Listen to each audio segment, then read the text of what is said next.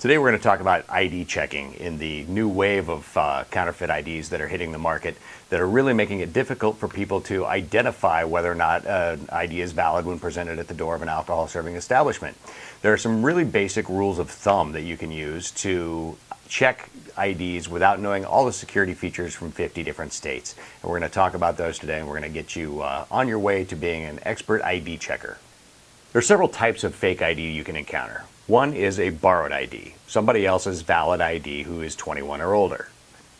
Another type is an altered document, a driver's license that has been altered to make the person appear to be 21 years of age or older.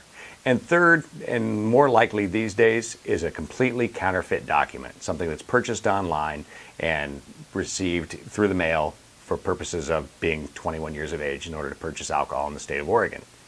And lastly is a valid document received from the DMV based on someone else's driving record or someone else's file. This used to happen a lot before Oregon went to a central distribution process where all the IDs are produced in a single location. You can go in with your sister's old ID and get yourself an ID that shows that you're 21 years of age. So today we're going to talk about the quick check features on these IDs that will make you a very proficient ID checker. First of all, when you're checking ID, you need to get the ID in your hands. Okay, you don't look at it in someone's wallet. Don't let them flash a billfold at you. Make sure they remove the ID from the wallet so you can get it in your hands.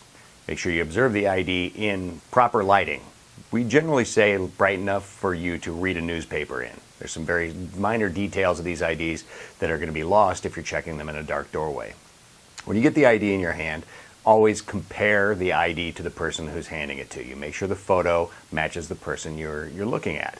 Make sure that the facial structures that are non-alterable, bone structure, eyebrows, ears, are all consistent with the person who's handed you the ID. So once you've compared the picture to the person standing in front of you, make sure that the ID you have in your hand is valid. Of course, things you want to check are expiration date, the state in which it was issued. All right. If it's an Oregon ID, you're obviously going to be more familiar with Oregon ID than you are out-of-state IDs, but make sure that the ID is not expired. Make sure it's not hole punched. Oregon issues IDs from a central location these days, which means they hole punch the original ID when they issue the temporary, and the ID is then returned to them for backup ID, but it's not a valid ID in and of itself. Get the ID in your hand and get it in a side light. Get some glare off the surface of the ID and make sure it's a nice smooth finish.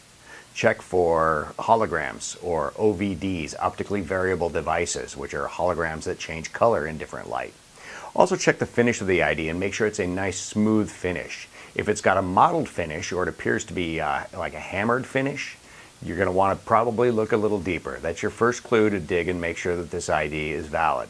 I say bend it like Beckham to a lot of folks, and they say, what the heck is that? Grab the ID and get it in your hands and bend it strongly towards the front, towards the picture of the ID, and see if the finish crinkles or wrinkles. It shouldn't make any noise, and it should remain a nice smooth finish. This ID is fake and has got a wrinkled lamination on it now. All right, they use a heat-treated glue for manufacturing valid IDs that they're not using in the manufacture of counterfeit IDs, and it causes the lamination to become unattached when you bend the ID. The other things to look for are a line of dirt or debris around the outside of the lamination.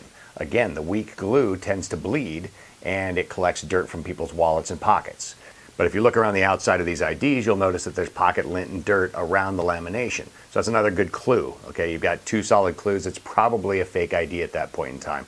So if you see lamination peeling, if you see scratches and cracks in the ID, if you bend it and it breaks, it's probably a cheaper plastic.